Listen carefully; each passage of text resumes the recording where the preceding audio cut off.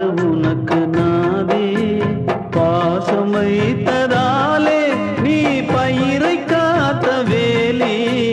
பயிரை காத்த போதும் வீண் பழியை சுமந்த நீதி சாமி வந்து கேட்டிடுமா வீண் பழியை தீர்த்திடுமா விண்ணுக்கும் மண்ணுக்கும் சம்பந்தம் உண்டுன்னு சொன்னது யாரு அது மன்னவன் பேரு அந்த வானத்தை போல மனம் படைச்ச மன்னவனே பனி துளிய போல